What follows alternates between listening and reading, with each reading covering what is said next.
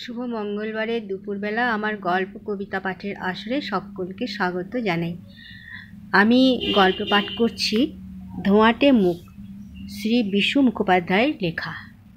গল্প পাঠ কেমন লাগছে আমাকে কমেন্ট করে জানালে আমি খুশি হব আর গল্প পাঠে উৎসাহী বোধ করব।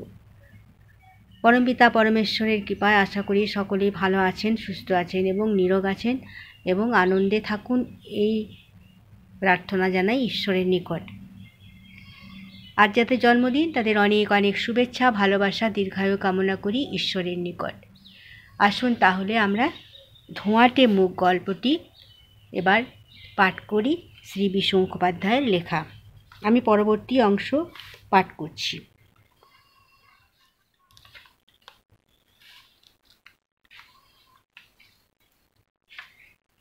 কারখানার মালিকরা তাকে মাসিক ভাতা দিয়ে অবসর গ্রহণের জন্য বহুবার বলেছিল, কিন্তু লস তাতে রাজি হয়নি।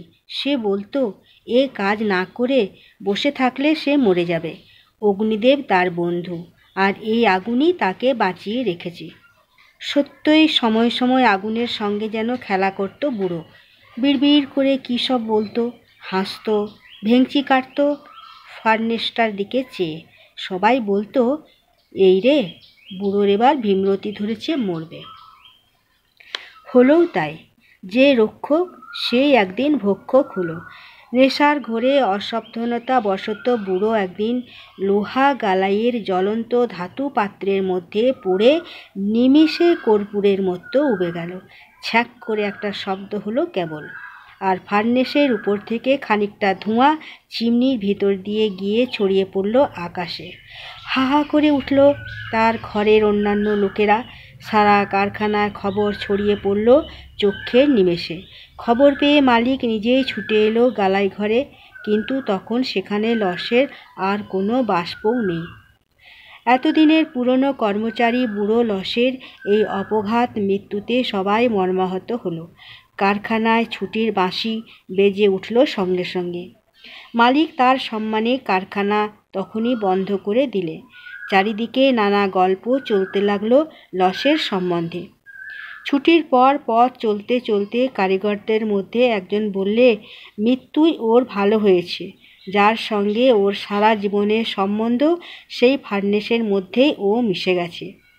একজন বললে, এই বেশ, এ বয়সে পেটের অসুখে ভুগে মরার চেয়ে এ মৃত্যু অনেক ভালো। Heroic death. 2-3 দিন ধরে এমনি সব বলাবলি চলতে লাগলো পুরনো কারিগরদের মধ্যে। বুড়ো লসের জয়গানে সবাই পঞ্চমুখ হয়ে উঠল। আসলে বুড়ো একটু আধটু নেশা ভাঙ করলেও মানুষ হিসাবে ছিল খাঁটি। বউ মরে যাবার পর বুড়ো আর গ্রামের বাড়িতে ফিরে যায়নি। এই কারখানায় ঢুকে কারখানাকে ঘর বাড়ি করে নিয়েছিল। বাড়িতে যদিও তার এক বোম্বেটে ধরনের ছেলে ছিল, তার সঙ্গে বুড়োর এক তিল বলতো না। অবসর সময় কারখানার ছোকরাদের সঙ্গে ফষ্টি নষ্টি করেই বুড়ো কাটিয়ে দিত। তাদের অনেককেই সে ভালোবাসত নিজের ছেলের মতো।